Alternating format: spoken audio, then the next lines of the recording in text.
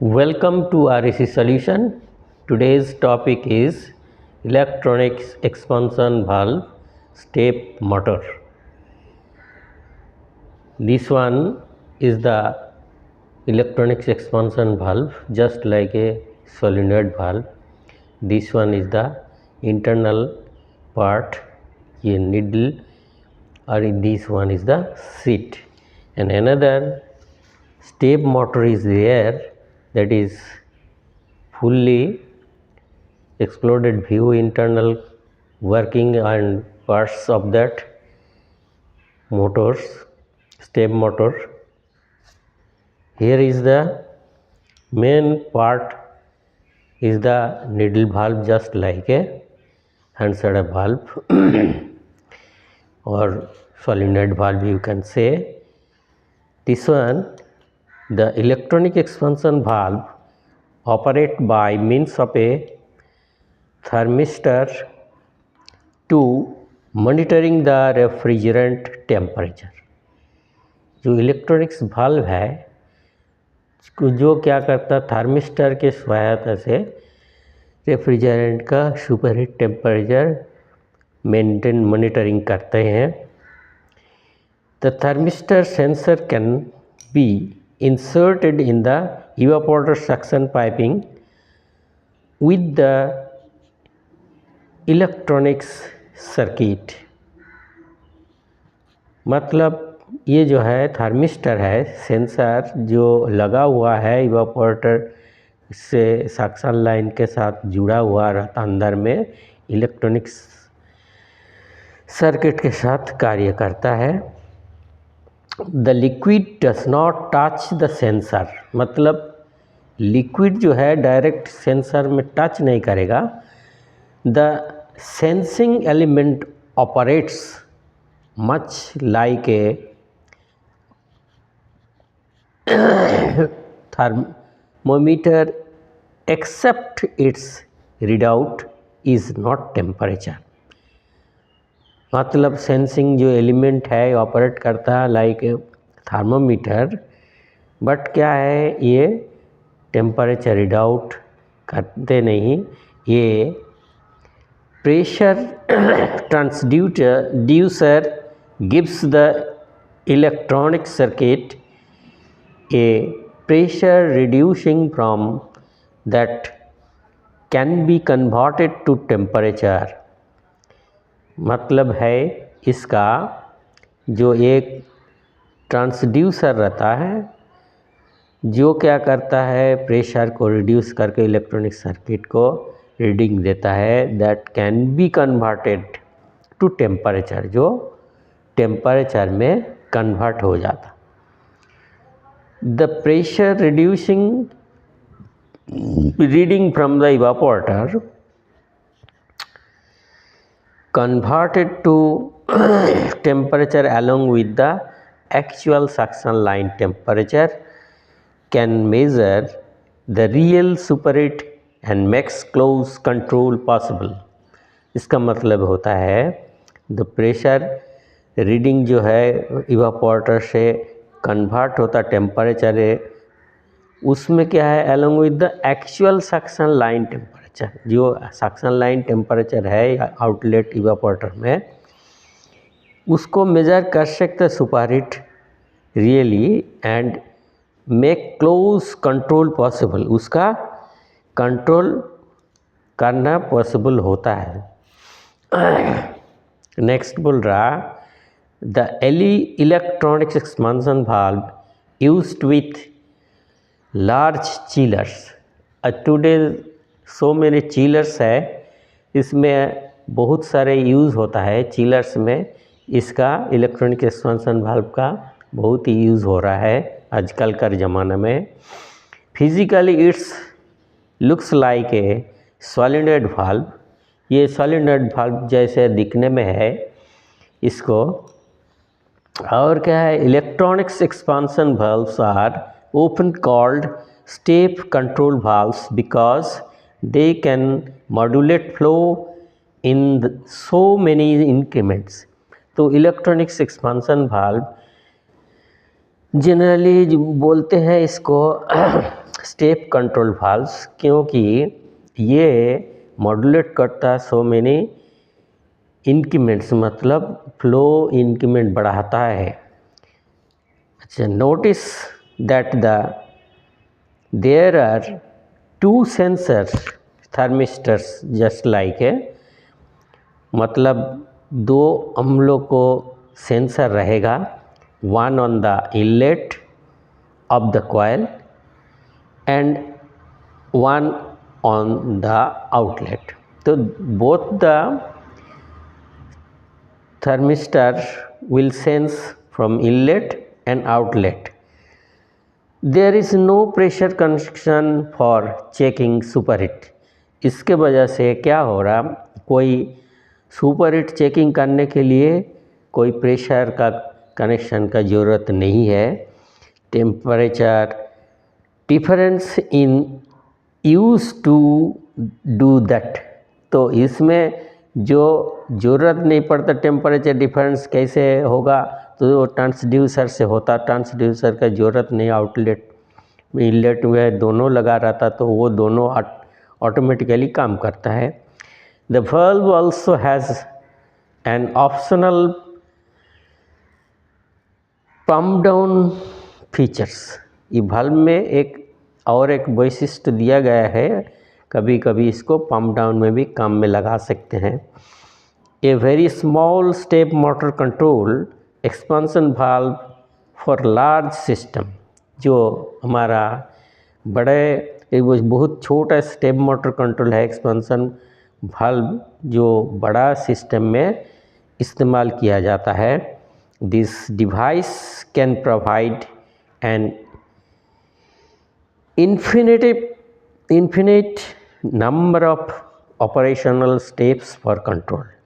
इस डिवाइस जो यंत्र है, मतलब एक्सपेंशन इलेक्ट्रॉनिक्स एक्सपेंशन वाल्व है, इसमें बहुत सारे ऑपरेशनल स्टेप्स रहता कंट्रोल करने के लिए।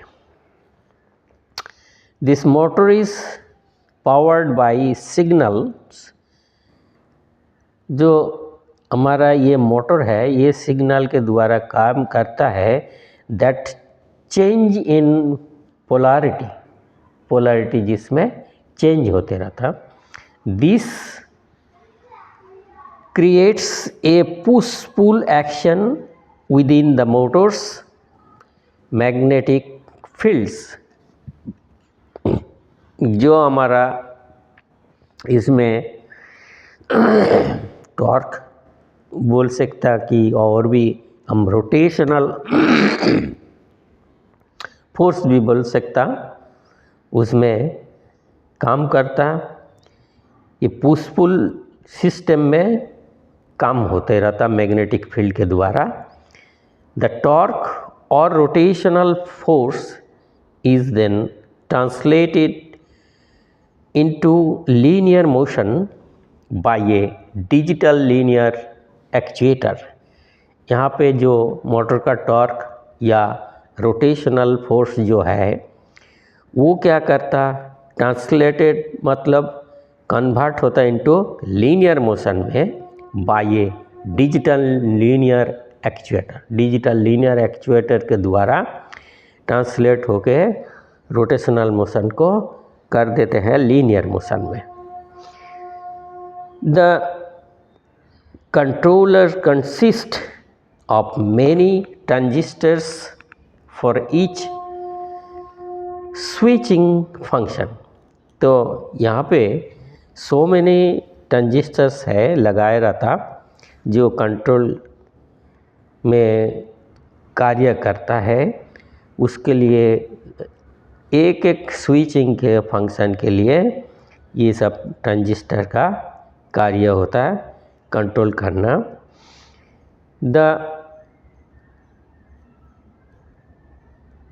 Transistors are usually turned on and off in pairs. इसमें ट्रांजिस्टर का मेन काम जो होता है वो यूजुअली क्या होता है, ऑन और ऑफ करते रहता, ऑन या ऑफ करते रहता। Which step the electronic expansion valve in either the open or the closed direction in small increments to control evaporator superheat।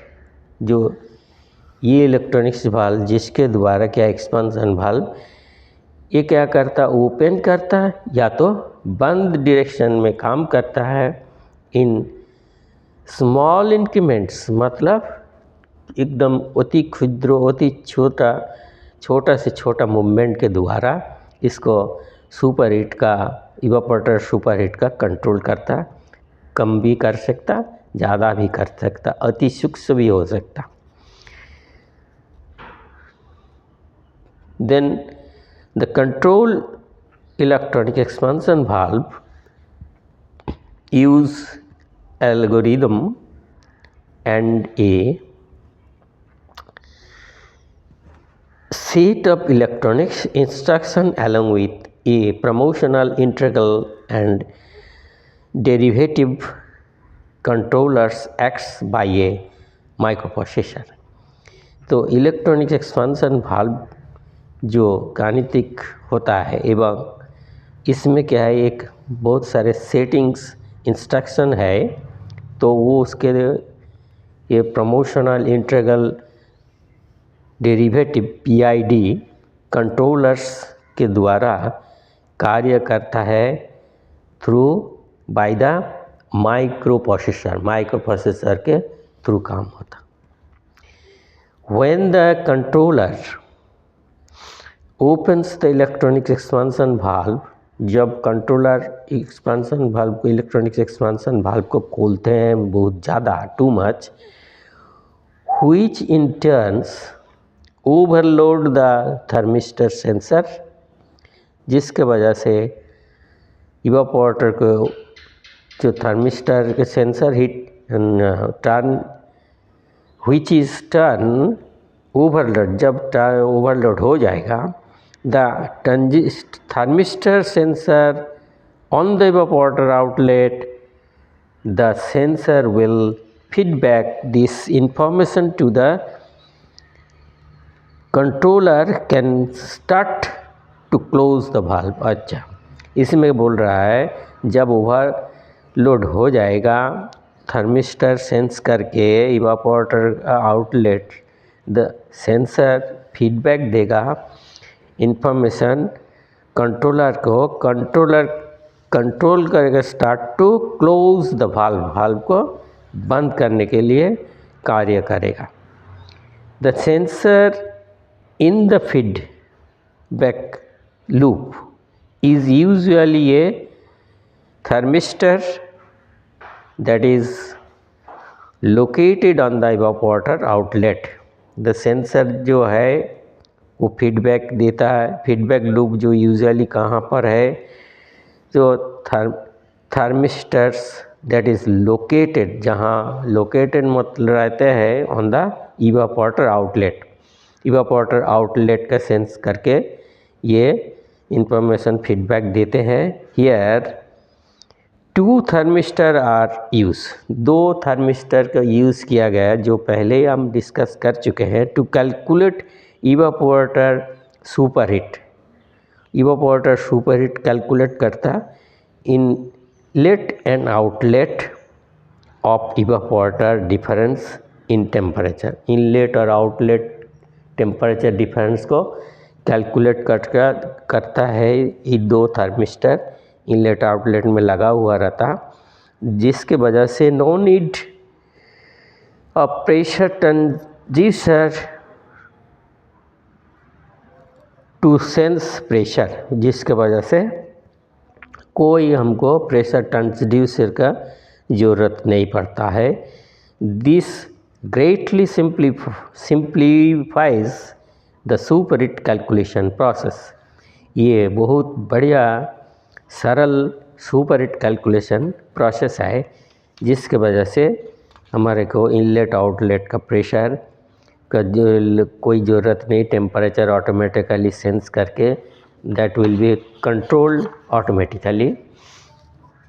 And this typical control reacts quickly, changes and will reduce any effect that changes in evaporator loads on system parameters have on the evaporator superheat set point.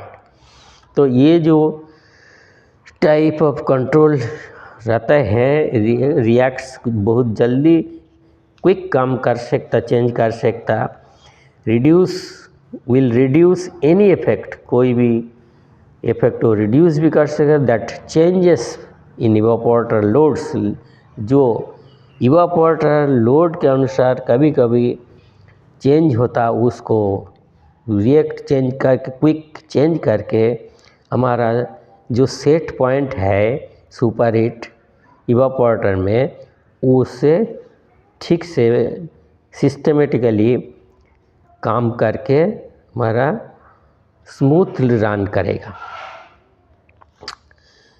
A typical derivatives algorithm is, ये कोई विशिष्टपूर्ण गणितिक संकेत दिया है जिसमें क्या बोल रहा है, if evaporator superheat dropped 0.2 degree Fahrenheit in 10 seconds, then close the valves 15 step। मतलब अगर इवापोरेटर सुपरहीट कम हो जाता 0.2 डिग्री फ़ारेनहाइट में 10 सेकंड में, तब वाल्व क्लोज होता कितना 15 स्टेप्स। अगर if evaporator superheat drop 2 degree Fahrenheit in 2 seconds, then close the valves 50 steps। अगर 2 डिग्री फ़ारेनहाइट 2 सेकंड में कम हो जाता तो 50 स्टेप्स वाल्व्स क्लोज करता।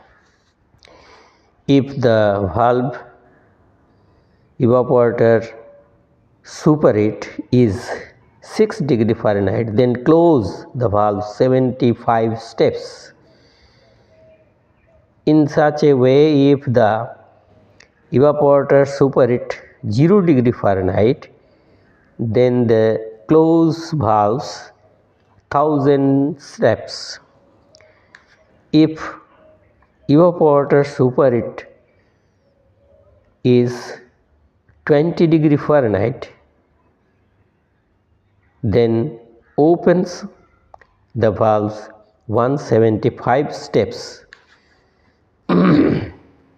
If the evaporator superheat is 15 degree Fahrenheit, then open the valves 125 steps। If evaporator superheat is 10 degree Fahrenheit, then open